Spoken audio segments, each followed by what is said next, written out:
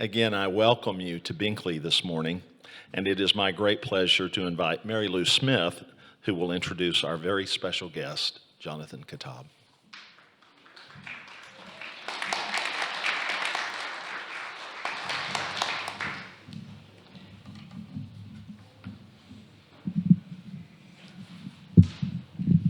I'm hoping this is carrying. Okay, great. I just think it's wonderful that we are all here together today. I've needed it. Maybe you've needed it. At this time of great pain in our lives, as we are here in solidarity for the suffering going on. I really want to thank Binkley Church for the series that we've had together over these last many months. And we had no idea that we would be at this point today in this crisis moment. Thank you, Marcus, Amy, Susan. Thank you to all the volunteers, both behind the scenes and here today, to make this event run smoothly and to carry the message farther. That's the point that we really want to have. So thank you all.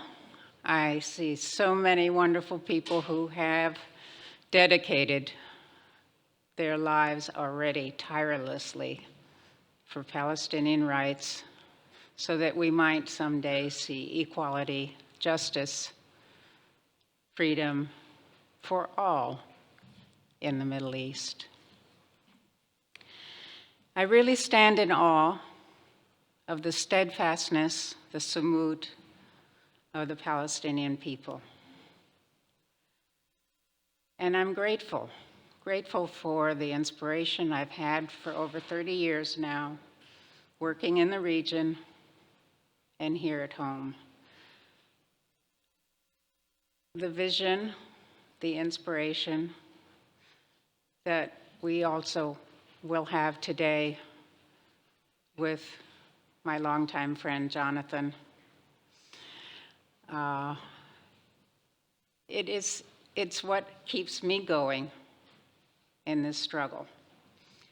And Jonathan, as the executive director of Sabeel, the ecumenical Christian organization in Jerusalem, he is the executive director of the U.S. Friends of Sabeel, North America.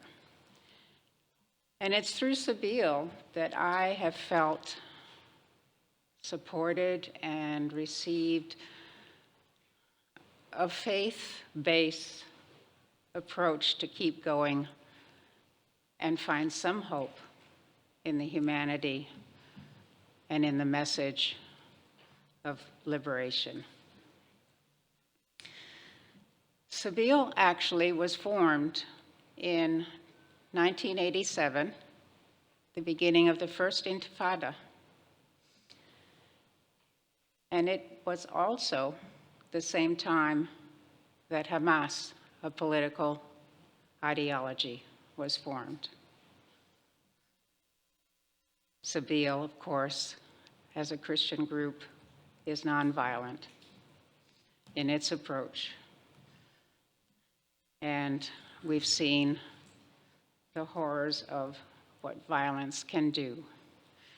But it is interesting that those two movements formed at a time when Palestinians were saying, whoa, we don't want to be dominated anymore. We want freedom. And to find that message in a Christian context has been very meaningful. So it was at Sabeel in Jerusalem that I first met Jonathan when we were trying to put our faith in a context and understand what was going on around us. and move forward. Jonathan is an international human rights attorney, having lived in Jerusalem and practiced in Palestine, in Israel, and in the US. He's long advocated for nonviolence and formed the Palestinian human rights organization, Al-Haq, and he is also co-founder of Nonviolence International. In 1994, he was the head of the legal committee negotiating the Cairo Agreement between Israel and the PLO. Today's address is timely. A seismic clash of narratives. And it's sure to engage all of us, and I know it will inspire us too. Thank you, Jonathan.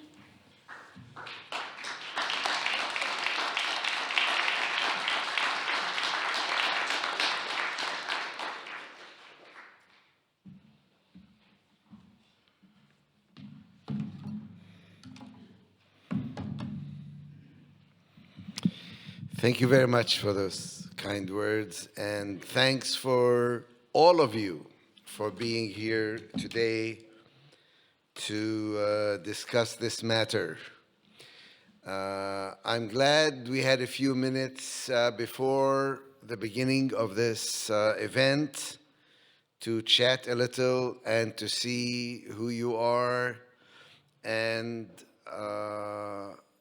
I think that enough of you are familiar enough with the basic questions before us, have visited or come from the Holy Land, have been there, have heard other people speak.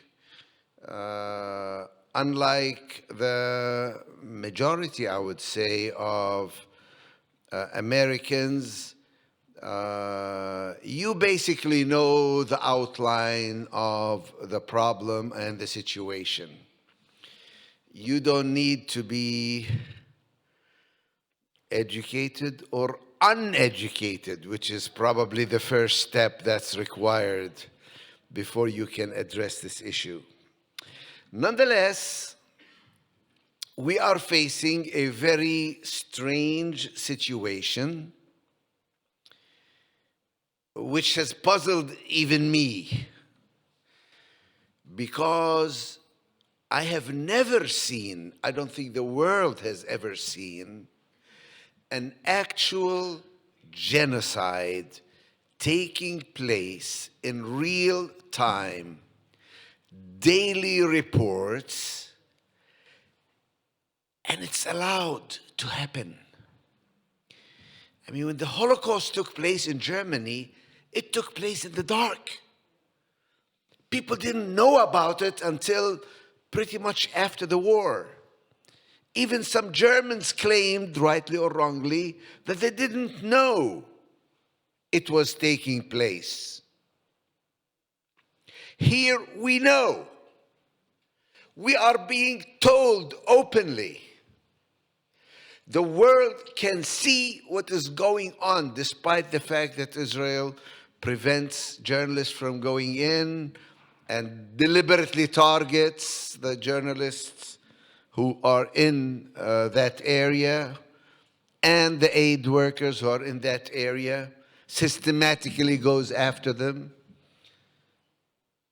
How is it possible that this happens, and at least in this country, it's allowed to happen? That even calling for a ceasefire is a controversial matter. People get attacked. There was an article in I think, Christianity Today, where it says, how dare you call for a ceasefire? It's awful. It's wrong to call for a ceasefire. Why? Why did this happen? Why is this thing happening and is being allowed to happen? One reason, of course, and I'm not going to talk much about it, is because the perpetrators of this atrocity are themselves the erstwhile victims of anti-Semitism and hatred and racism and genocide.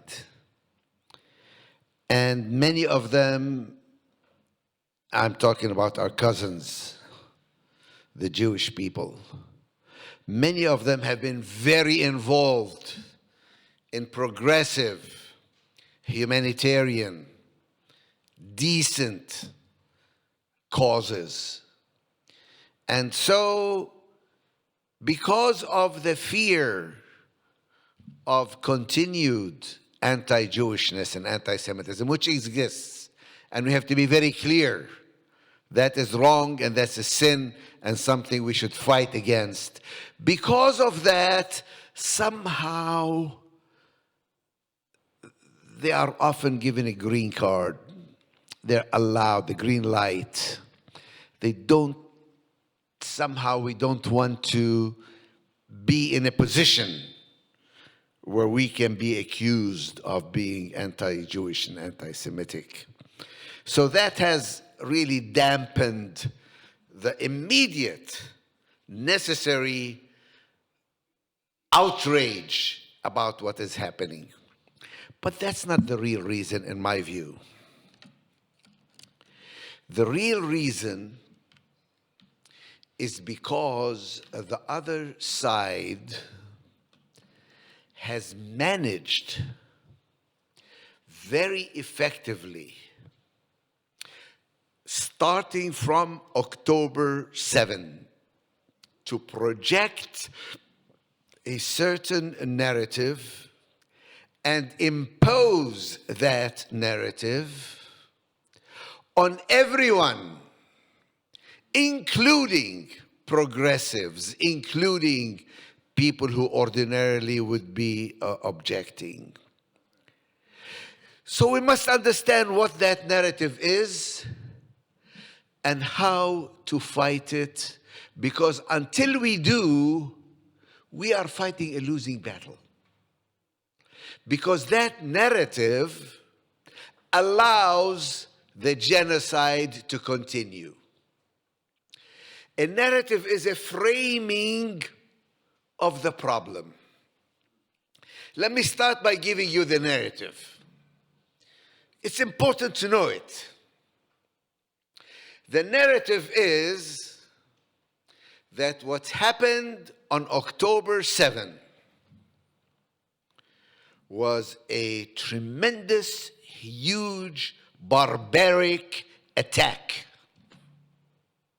unprovoked, on Israel by a vicious, diabolic, almost satanic, evil force called Hamas. And that all good people need to line up behind an objective which is called the destruction of Hamas, the utter elimination of that evil. And everything else flows from that. If Israel hits Gaza very hard, that's the most natural thing. What else do you do with evil? If Israel refuses to deal and negotiate with Hamas, well, you don't negotiate with evil, you eliminate it. If Israel attacks civilian targets, hospitals, it's because Hamas is hiding there. And if there are many civilian casualties, well, obviously because Hamas hides inside hospitals and among the civilian population. And if Hamas hides underground, then it's perfectly legitimate to order 1.2 million people originally to move out of the way so we can bomb them effectively. In fact, it becomes a positive thing that we are trying to safeguard this poor population from the evil of Hamas by forcing them out of the way.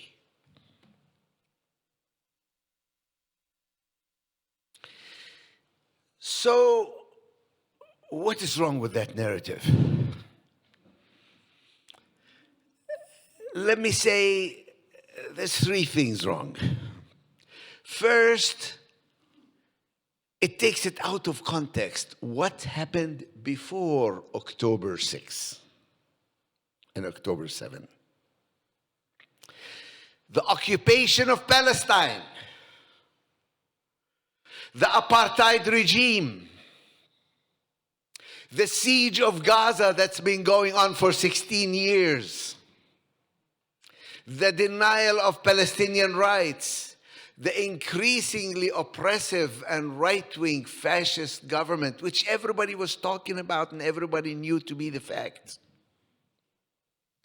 The whole conflict between the Zionist movement and Palestinian aspirations, all of that gets erased. We don't talk about it.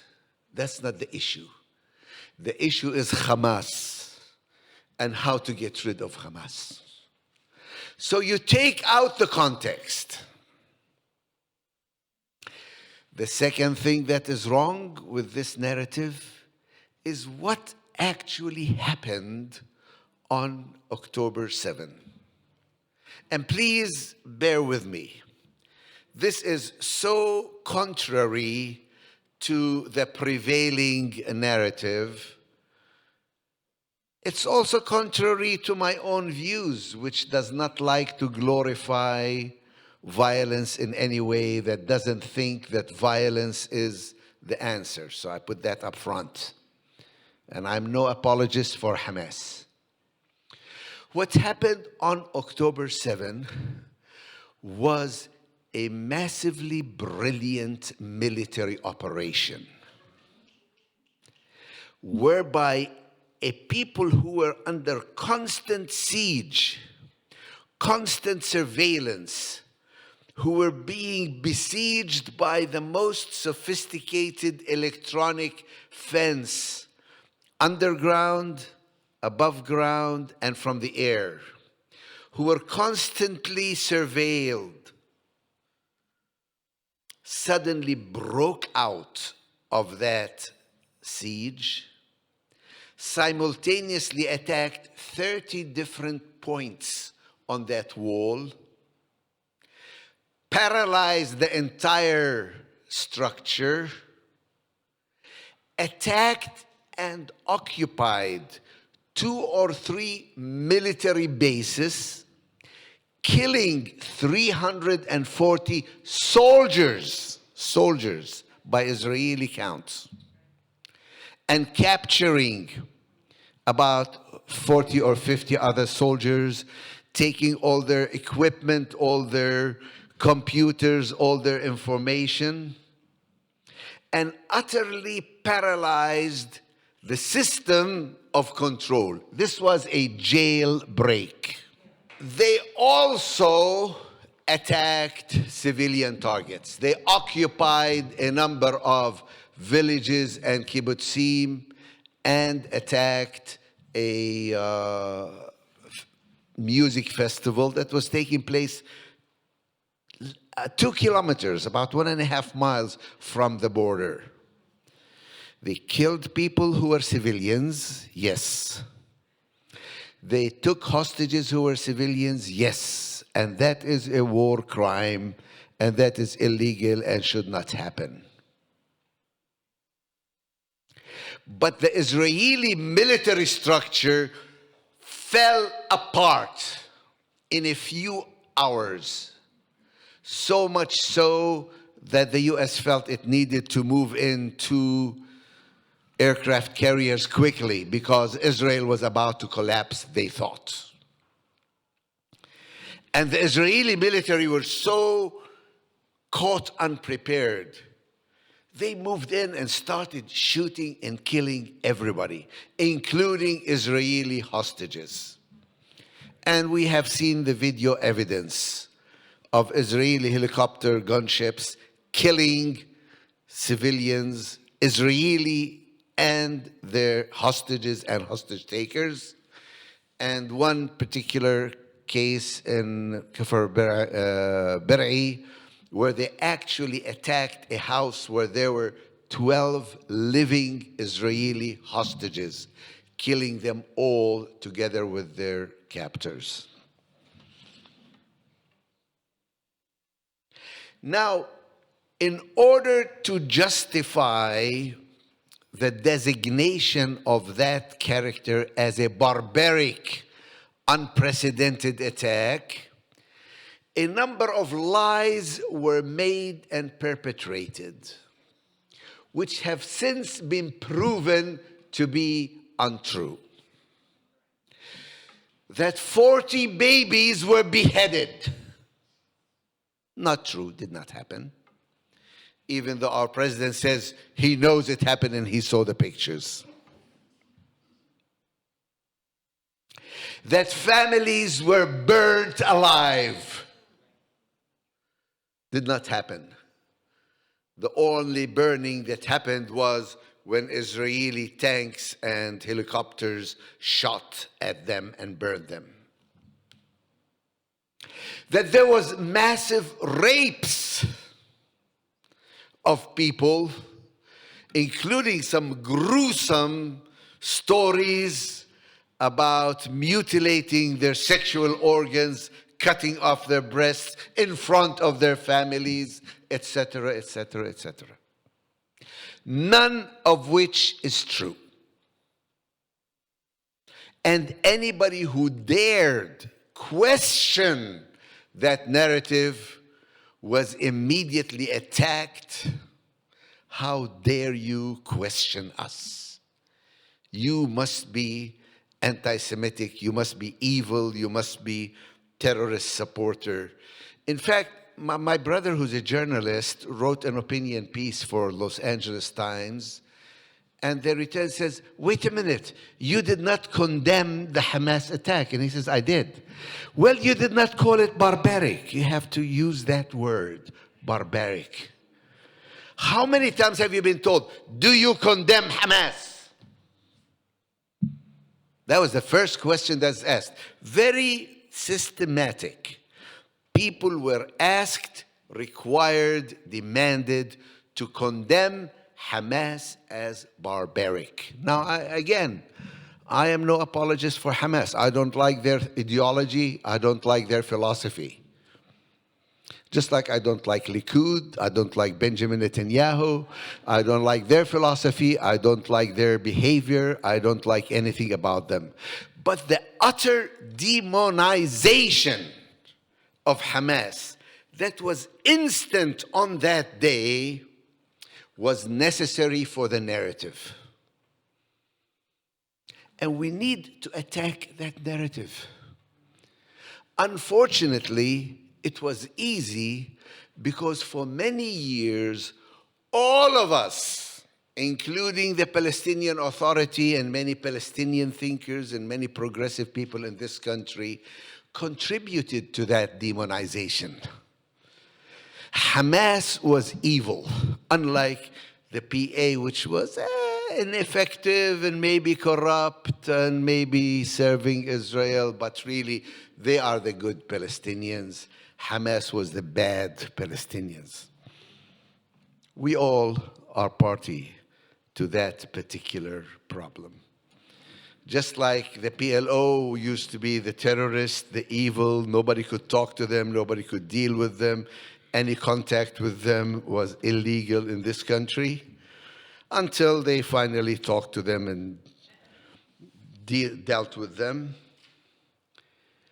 I don't hear anybody challenging that narrative.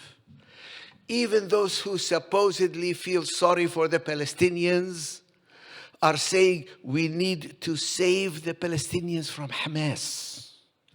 that in the interest of Palestinians, we need to destroy Hamas. That the goal of destroying Hamas becomes the important goal that all people of goodwill should contribute towards. So that's the second thing. You first take out the context, then you create a narrative around what actually happened on October 7. Then everything else that happened since that time has to be read within that narrative. So that if we hit a hospital, it's because Hamas is using it as a headquarters. Because there are tunnels under the hospital. Well, there were none. They occupied the hospital and they didn't find any tunnels. And they didn't find any headquarters. They arrested everybody. They arrested the head of the hospital, tried to torture him into admitting that Hamas was using that hospital as headquarters. Didn't work.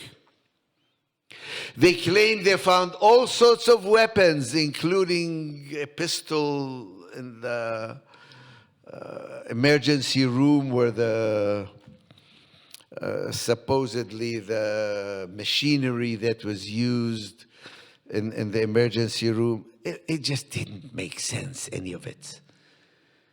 It was not actual, it was not factual.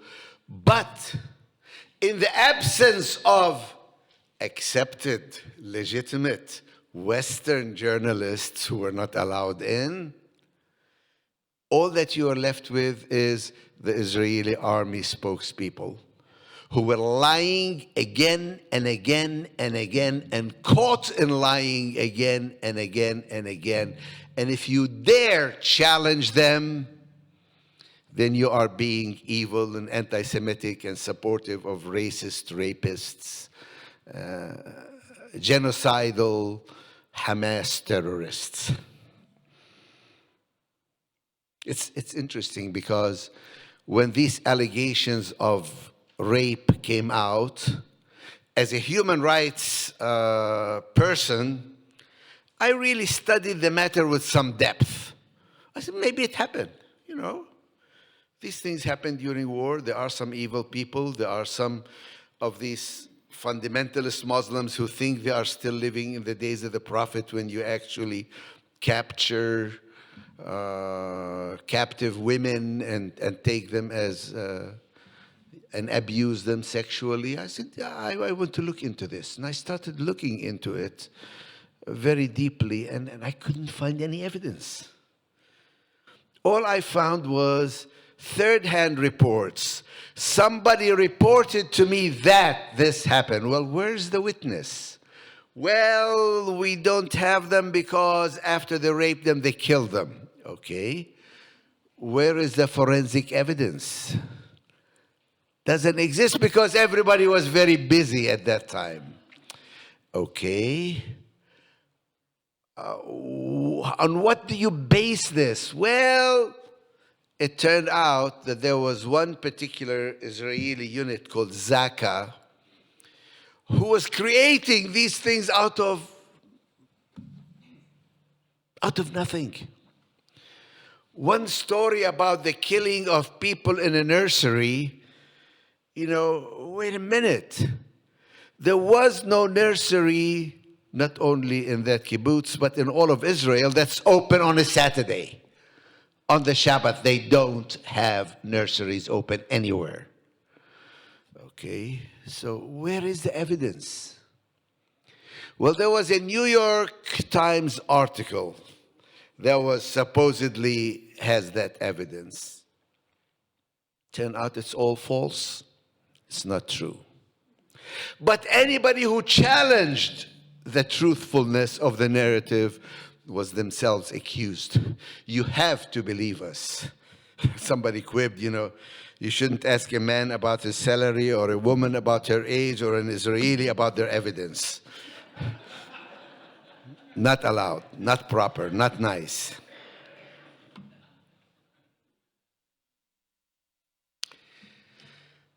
That narrative, and we are all victims of it, needs to be challenged. Hamas is a political party. There is no way to destroy Hamas. But even if you could, you would only be giving rise to something else that's even more radical.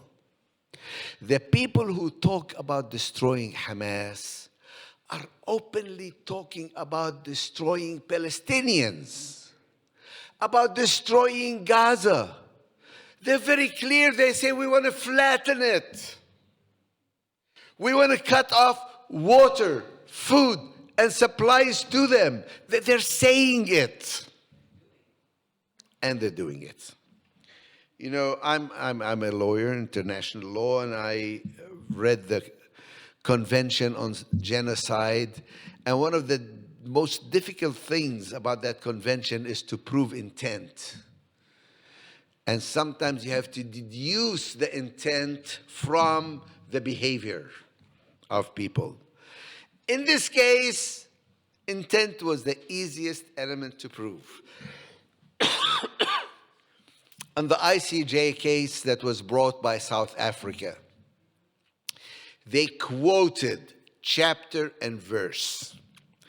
Not just some radio commentator who's calling the Hutus and the Tutsis who use the dehumanizing language.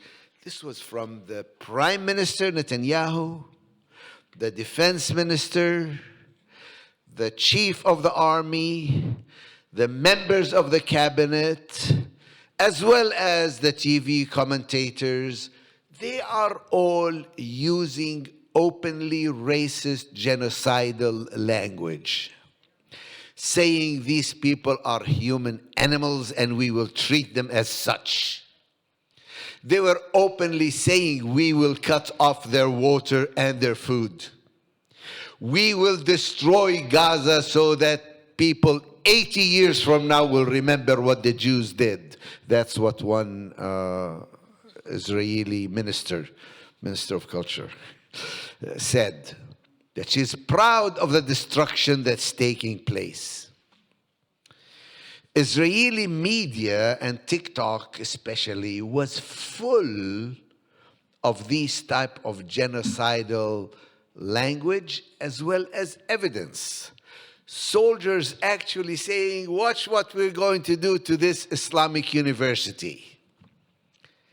After they had occupied it for 2 months and used it as their headquarters. Then they withdrew and blew the whole thing up while smiling and laughing and celebrating it. Utter destruction, genocide taking place in real lifetime and getting away with it. I don't know how you vote or what your political leanings are, but I blame Joe Biden directly and personally.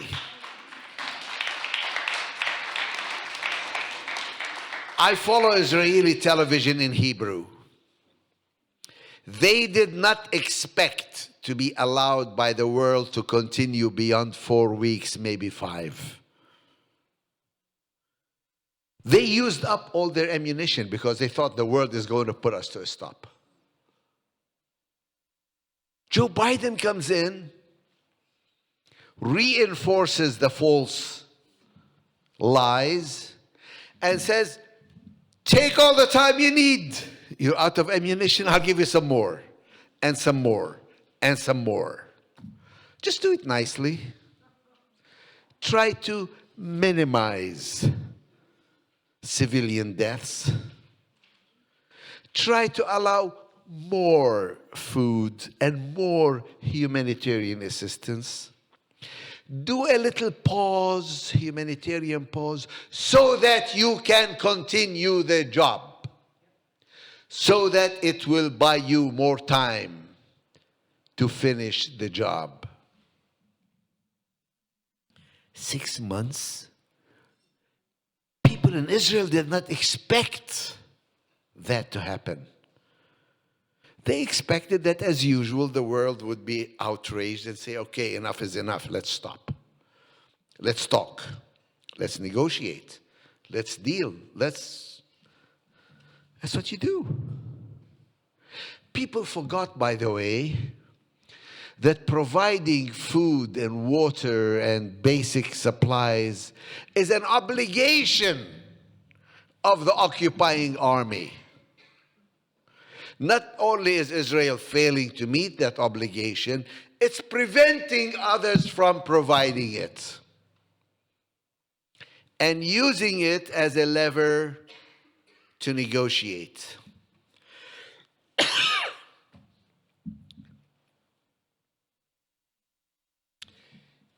Can we have a map of Gaza, please? We are talking about Gaza. Remember, the issue is not only Gaza. But I think if there's anything that's important about that map, it's the scale. A kilometer is 5/8 of a mile.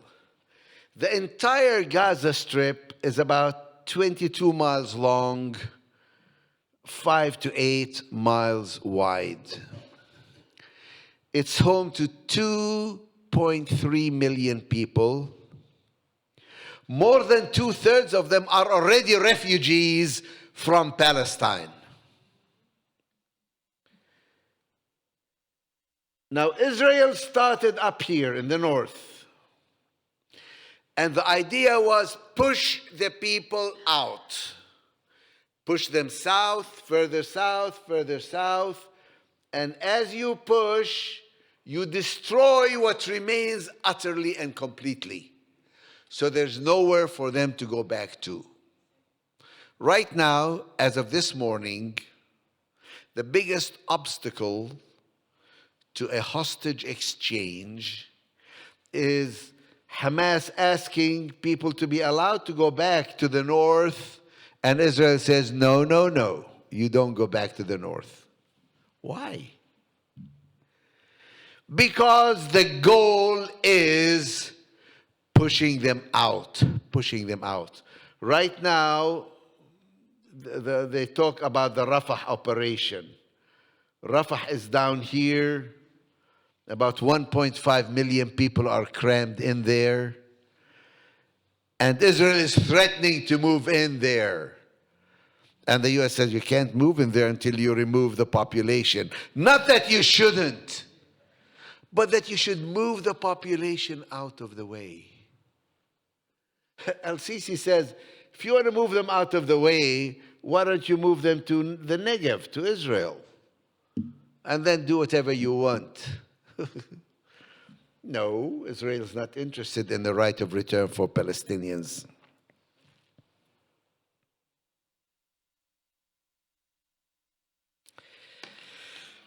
Okay, we are now getting close to the end of this particular chapter in Palestinian history.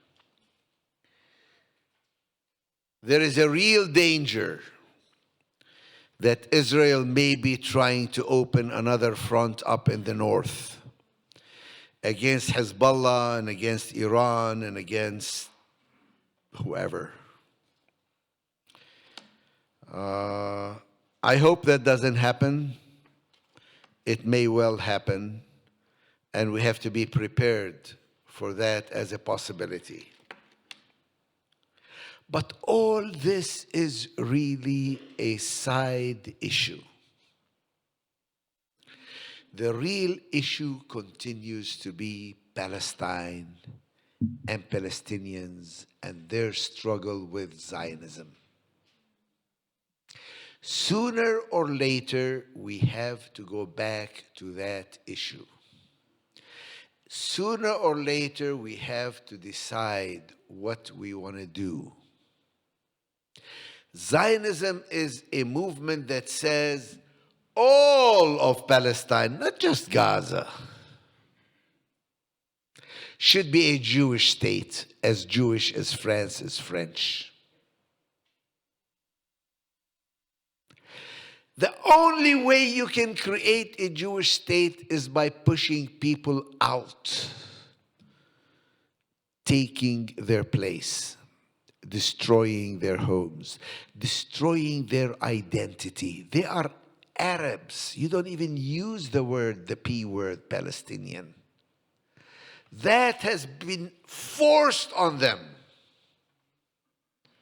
by Palestinian resistance and resilience. For many years, P word is not used. Palestine, there's Arabs, Israeli Arabs. And Arabs, there are so many Arabs out there, Arabs. And the Arabs have 22 countries. All we have is just one Jewish country. So the Palestinians are the problem of the world, of the Arab world. There is no such thing as a Palestinian people. Now they are forced to deal with the fact that Palestinians exist. They are connected to that land. They are not going to forget that land. With every possible advantage on their side, the Zionist movement has failed. Palestinians continue to exist and they continue to resist.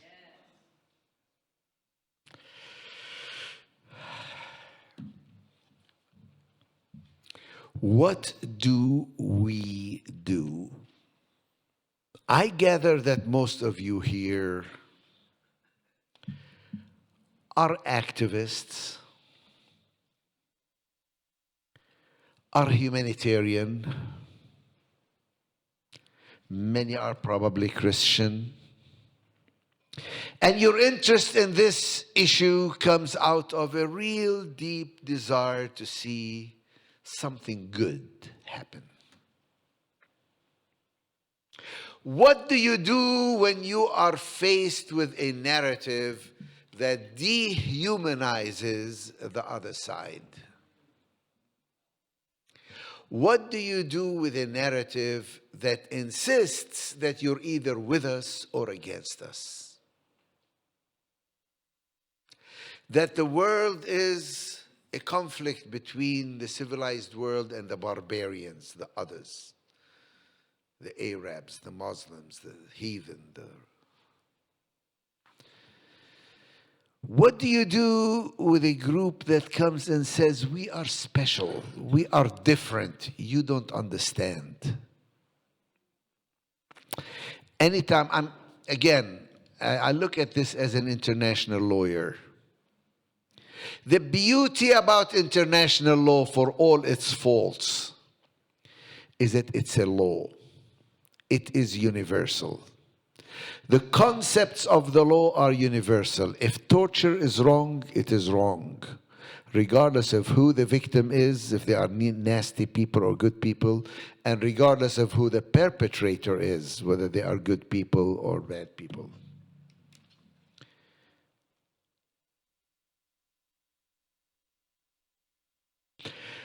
I submit to you that you need to go back to the basics, to what you believe in. Do you believe in equality?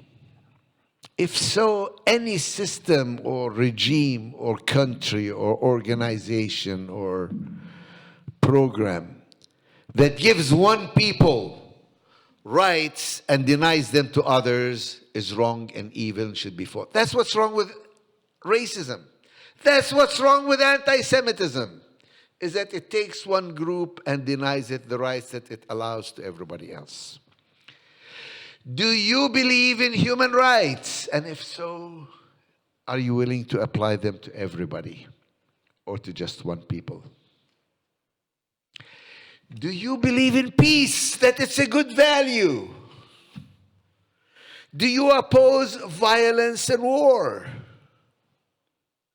Do you oppose killing civilians? Isn't that what terrorism is all about? When you're killing civilians for a political purpose?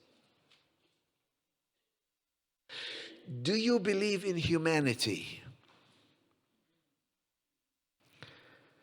Do you believe that war and violence are not the answer? Do you believe in peace and coexistence? Are you willing to grant those rights to everybody or only to some people at the expense of others? That's all. I'm not asking you to be pro-Palestinian or anti-Israeli or anything else. I'm asking you, what do you believe?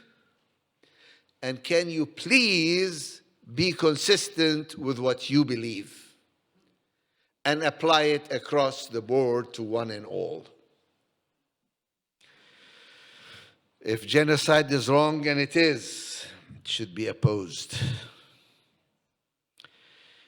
If violence and resort to violence is wrong, then you should apply it to everyone and not just be supplying one party with more and more and more weapons.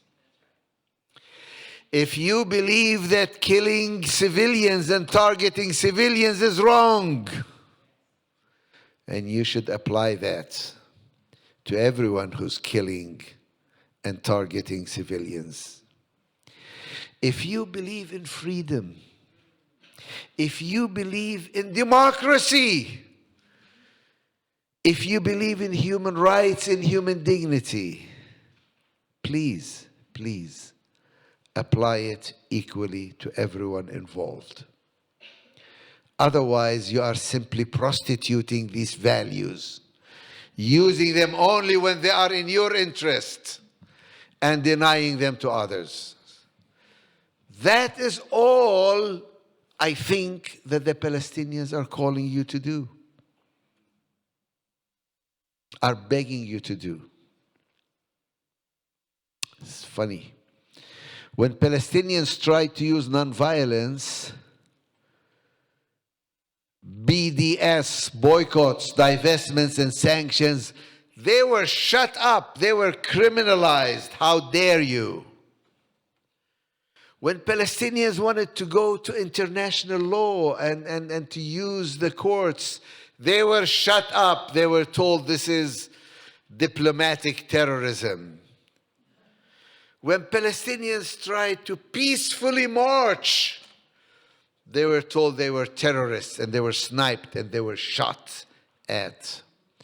When Palestinians called for equality, they were told this, you cannot do that because you have more people and eventually you will become the majority and eventually you will.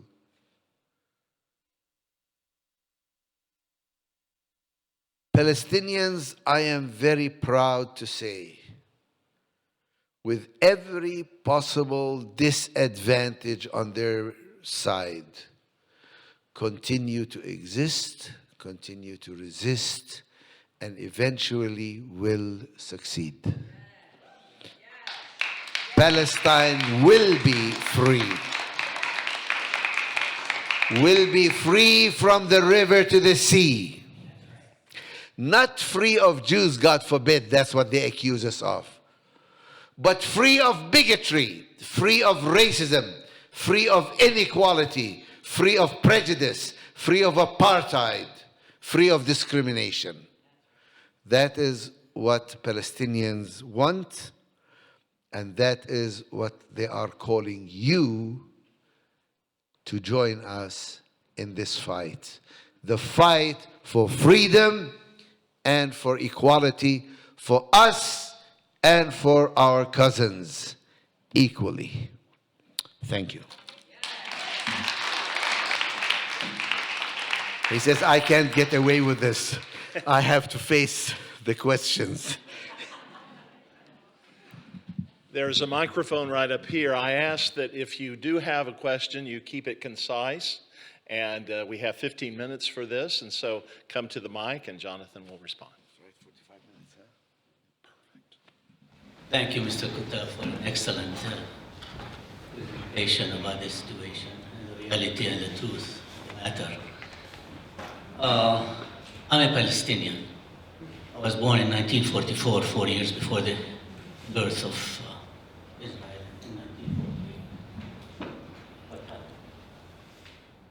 1948. My question is that as Palestinians, we have been very gracious to the persecuted Jews in Europe, and we opened our homes and accepted them. We need very much to differentiate between the word Jew and Zionist. We, as Palestinians, love Jews.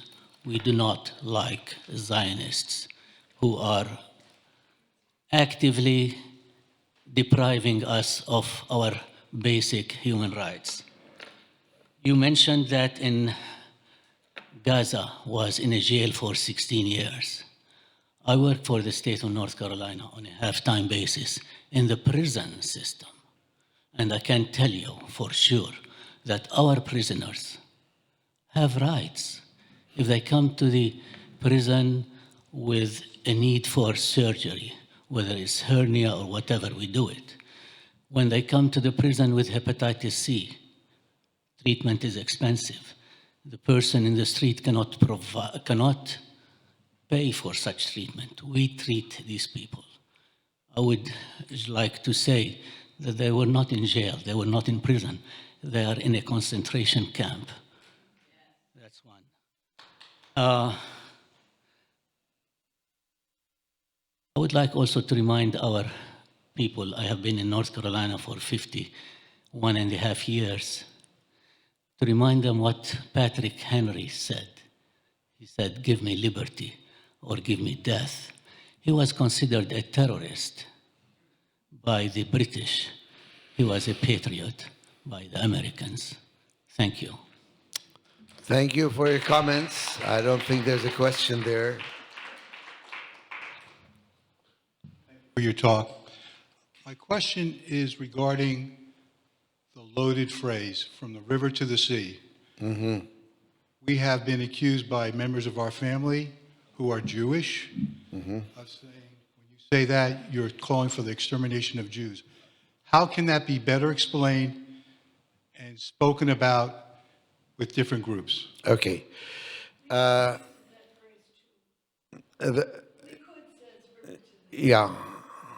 The question is based on the idea that a Jewish state is a good thing, and that the solution to this problem is based on dividing the land into a Jewish state and an Arab state, the so-called two-state solution. Anybody who doesn't accept the two-state solution is accused of rejecting the idea of a Jewish state, and therefore, by extension, trying to get rid of the Jews. The book that I wrote, Beyond the Two-State Solution, tackles precisely that issue. If the two-state solution were possible, it would have been a compromise, unfair to us, but something that we could live with. The creation of Jewish settlements all over the 22% of Palestine made that solution no longer possible and forced us to look at all of Palestine. And when we look at all of Palestine, we see that racism, apartheid, and Jewish supremacy is taking place both in the occupied territories and in what's called Israel proper. So if we cannot have a two-state solution, we must have one state, a state that addresses the needs of both parties. So when you say from the river to the sea, you are saying all of Palestine needs to be free. Needs to be free both for Jews and Arabs. And no matter how many times you say it, they don't hear it because they don't want to hear it. Not because you want to reject their Jewish state, but because they want Jewish supremacy in that state as well as in the occupied territories. So I think you should ask them, what kind of regime do you want? What kind of regime? What is a Jewish state? I remember I asked one rabbi one time, I said, you're a Zionist, you believe you want a Jewish state. Well, how can a state be Jewish? And he thought for a minute and he said, well, I want a state where any Jew, anywhere, anytime, no questions asked, can go and live as of right and be able to defend himself. I said, I can give you something better. How about a state where any Jew, anywhere, anytime, no questions asked, can go and live as of right, where he doesn't need to defend himself because nobody's out to get him? Is it possible? I said, yeah. You can have a Jewish state that is also an Arab state. You have to give up your exclusivity. You have to give up your supremacy. You have to give up your discrimination and racism. That state can be Jewish, but also Arab at the same time. Because 7 million people living under the control of that state today are not Jews. They are Palestinian Arabs. And I also have to tell myself and my Palestinian friends, when I call for Palestine Arabiya, I have to recognize that there's 7 million non-Arabs living in Palestine today, for whom this is their home. So my Palestinian Arab nationalism needs to come to terms with that reality. Whether it's right or wrong, whether they stole it from us by force, or whatever reason, they are living there and they will continue to live there. The question is, can my state be Arab, but also Jewish? Can we, in fact, share the land? And yes, they are right. It means Israel, as we know it today, will end and will be replaced by something that is even better for Jews and for Arabs. Read my little book.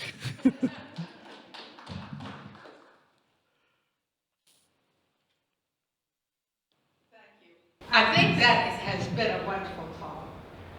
My question is, what about the United States? And the thing is, I mean, nobody ever talks about this, and I don't hear it on the news. But the United States wants Israel there as a footprint to be a proxy of our struggle with Russia.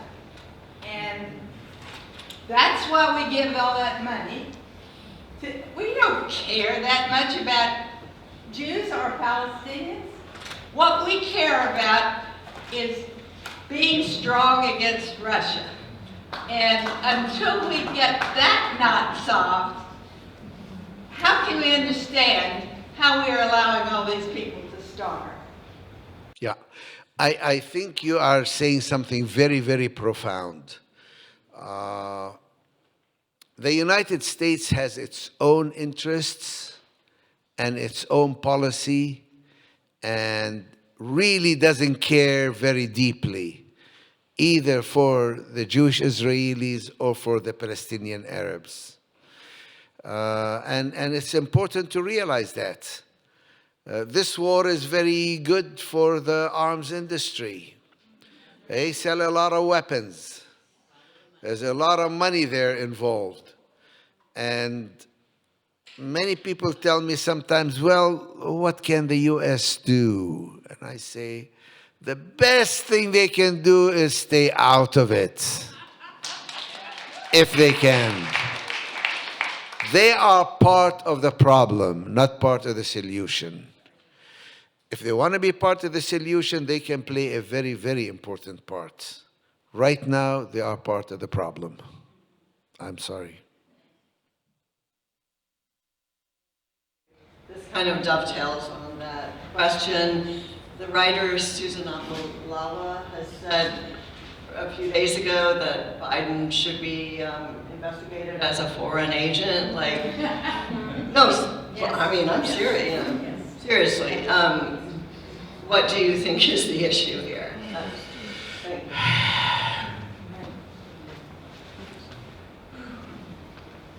President Biden is a real problem because in some ways it can be argued that what he's doing is serving Israel's right-wing policies better than the Israelis themselves are doing.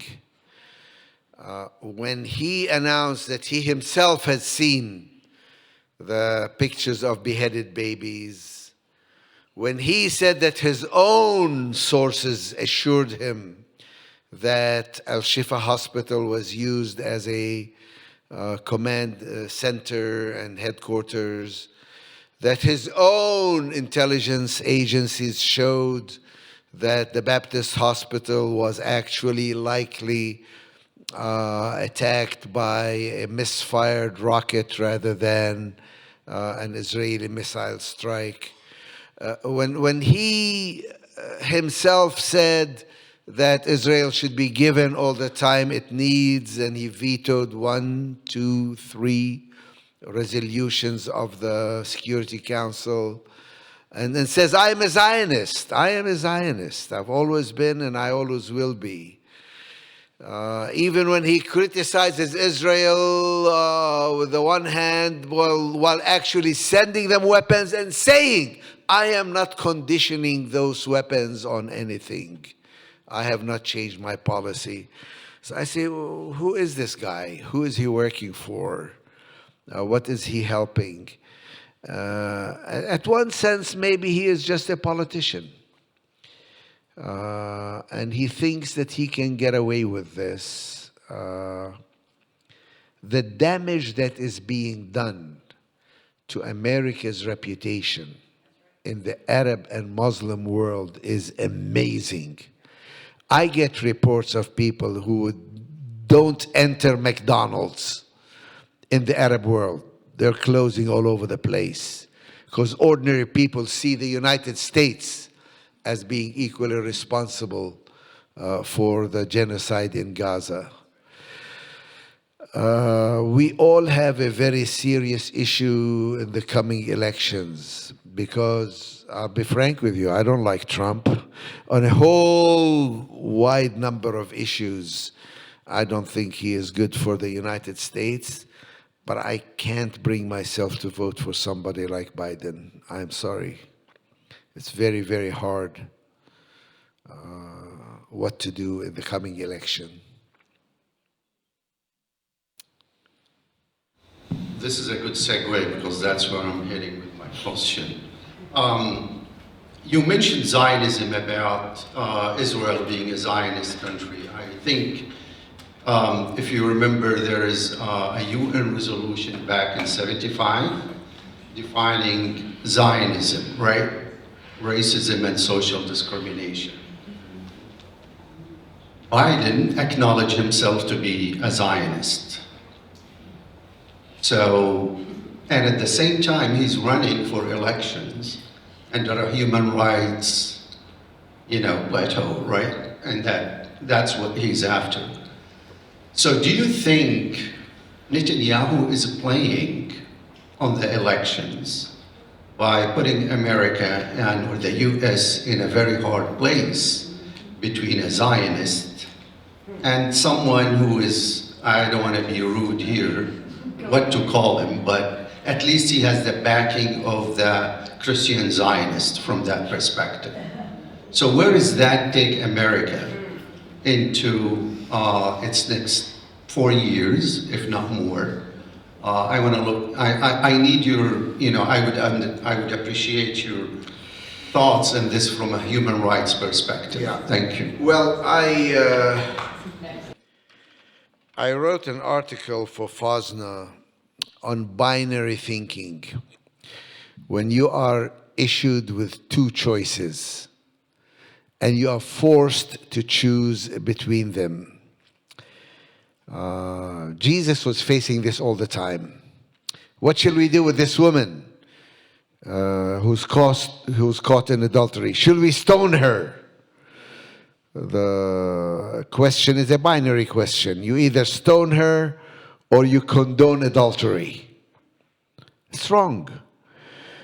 We are always faced with these choices. Do I kill or do I allow this evil person to kill my family? Another binary choice. Jesus never fell into that trap. He always answered with his own question, or he created a third alternative. But if we are faced with a genuinely binary choice, both of the choices being bad, what do we do? I'll end with the statement that you said. From a human rights point of view, I would look for human rights. From a Christian point of view, I would look for a Christian response. From a humanitarian point of view, I would look for the humanitarian needs and let the chips fall where they may. That's the only way Christians can live. Christ says, you are in the world, but not of the world. My kingdom is not of this world. You don't have to choose between accepting the oppression of the occupiers or using violence yourself. You must find a third way. You must find a creative way that you can live with your conscience. For me, it includes nonviolence, nonviolent active resistance to the oppression. Direct action, even if it ends in martyrdom or in going to jail.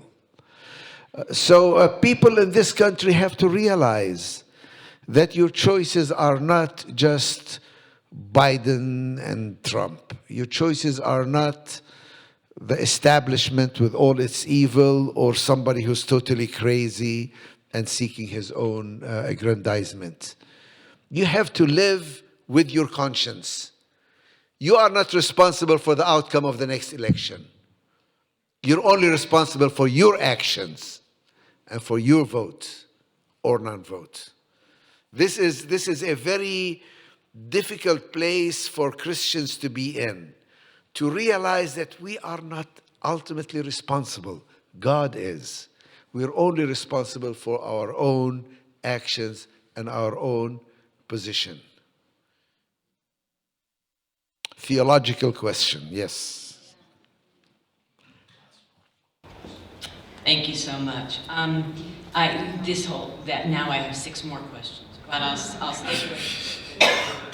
Besides Articles 49, 55, and 56 of the Fourth Geneva Convention, internationally on an international law basis, what other articles were destroyed? And is it really matter because the United States is the United Nations? The United States says no, and they look at everybody else and says, well, you know what, I won't give you that aid. If you don't vote, I vote. So has the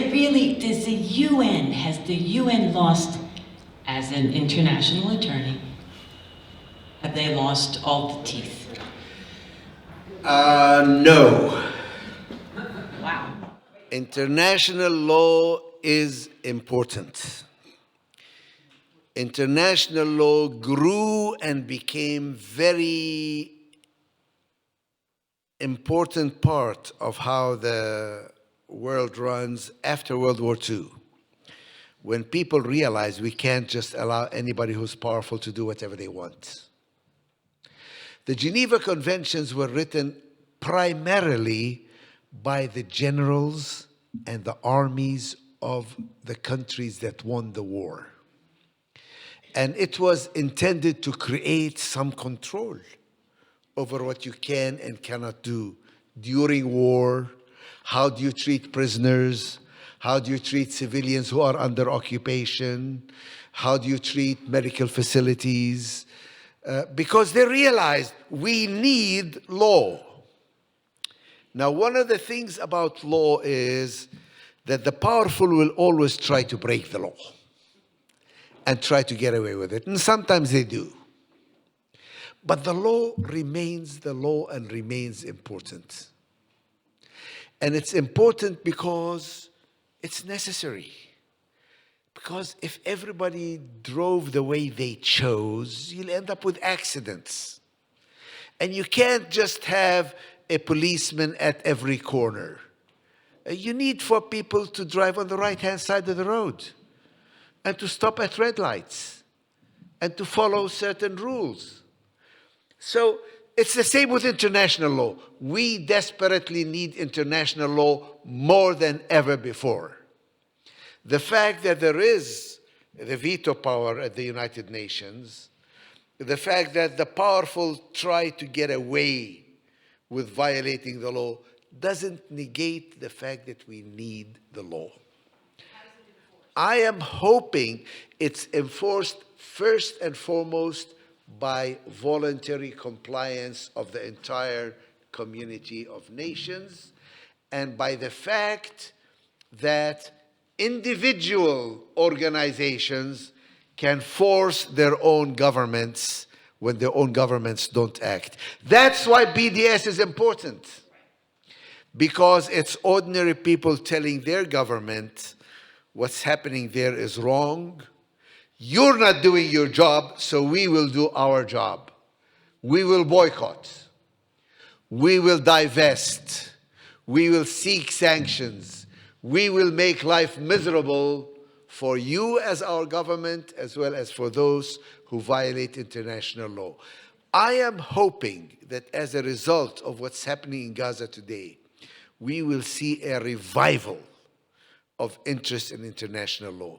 It is not an accident that it was South Africa who brought an action before the ICJ, because the ICC, the International Criminal Court, was basically paralyzed. Nobody thought about the ICJ. South Africa did. And it's not an accident that immediately, the next day after the ICJ issued its rulings, you have all these Western countries try to divest from UNRWA and cut off its funding. The very next day, with no proof whatsoever, because they realized that the third world is rising up and it's demanding that international law be respected. So they used their leverage, they used their power, they used their money, they suspended the funding of UNRWA. So we are living in a constant battle. It's not just we create the law and that takes care of everything. No, we have to be following up to make sure that the law is respected. I love the fact that Biden cannot go anywhere today without being confronted by people saying, you are going wrong. He may lose the next election over this issue. Since when? Since when have we been able to have any influence on national politics on the issue of Israel-Palestine? Now we are. Ordinary people are rising up and demanding justice and demanding that law be respected. That's how you do it. That's how you do it. You can't just think you'll wait through the second Trump term. It'll be much too damaging to this country and the democratic mechanisms. I am sure it is. We can't. I am sure it is. And that is what we've been trying to tell Biden. You cannot do this. But it doesn't mean that because we're so scared of Trump, we're going to let you off the hook. That's right. Push him. Yes. And that's why he should withdraw.